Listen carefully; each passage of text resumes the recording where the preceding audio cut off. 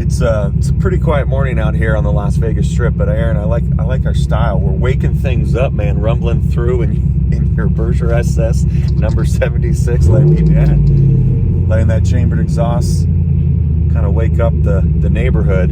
You know, one of the things that we've talked about a lot, Aaron, whether it be when we're at a car show or when we're out and about, we talk a lot about the allure of the GMMG story, the ownership experience, you know, and it's kind of part of an ongoing conversation. What's your thoughts about, you know, the mystique of GMMG?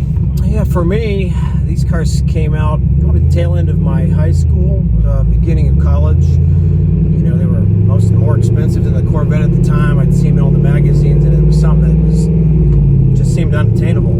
So, you know, throughout the years, I kept track of them, had a few F-bodies here and there, a few Camaros.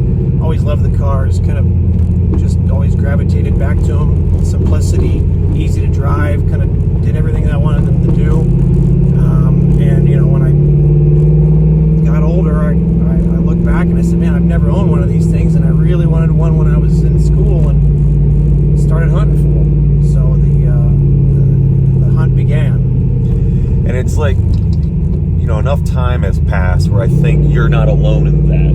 You know, there's more and more people that are getting to that age in life where they want to get that high school dream ride, and they're starting to seek it out. And I think that's what's exciting about the story of GMMG and Matt Berger and some of the other personalities from that early 2000 era, is that, you know, more and more people are learning about it. And I know that's a big draw for me to want to kind of dive in. Yeah, absolutely. You know, I kind of went through my phases over the years of, you know, buy it, build it to the point where I don't like how much I've built it, and sell it and start again. And I, you know, at this point in time, I got family, I got work, I don't have as much time as I used to, and maybe a little bit more coin in my pocket to make a better investment.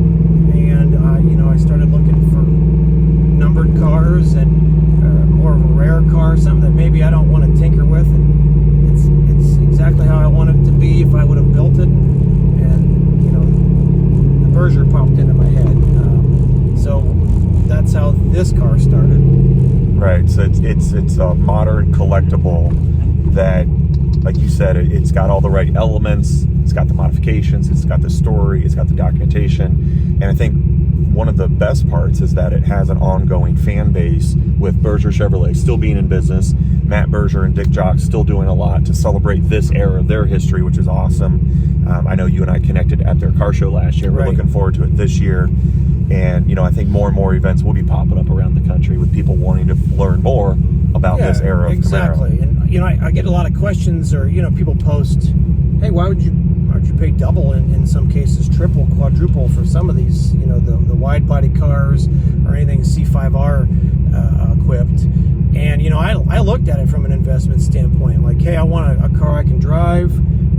I want a car that's going to hold its value. You know, you could go out and buy a brand new anything, GT500, C8, and traditionally you're going to see some pretty decent depreciation, where I could buy this, drive it for a few thousand miles, enjoy it, and maybe see appreciation. So, you know, when I justified at the time what was double a standard car that's pretty much spec the same color, that's how I put pen to paper and decided this was the right car for me, and I really haven't looked back. Now you live out here, so you're in the Vegas environment. Do you ever come across another one of the GMMG Camaros in your? You know, I have not.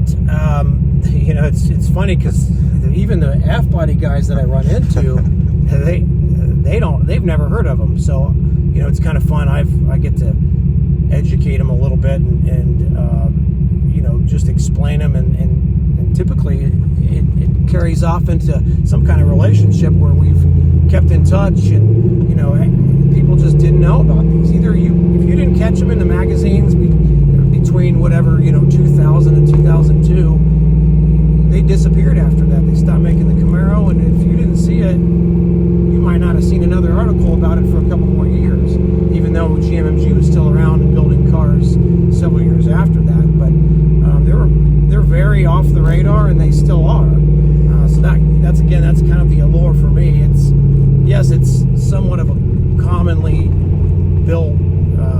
car, if you will, or pony car, but it's kind of jumped into a different class just because of the rarity of the spec and the build and some of the stuff they were pumping out of the dealership. You know, the heads and cam setups, the C5Rs, before people even considered modifying these things. Well, I certainly think, Aaron, that you and I are seeing the tide change, and I think word is getting out within not just the F-body community, but certainly the collector car community. I think it's exciting. There's a lot in store, and I know that we could probably talk all day, couldn't we? Oh, for sure. About Camaros and GMMG. So, but what we'll do is, why don't we'll stop talking, and we'll let our viewers kind of see the sights and sound of the Las Vegas Strip. How's that sound? Absolutely.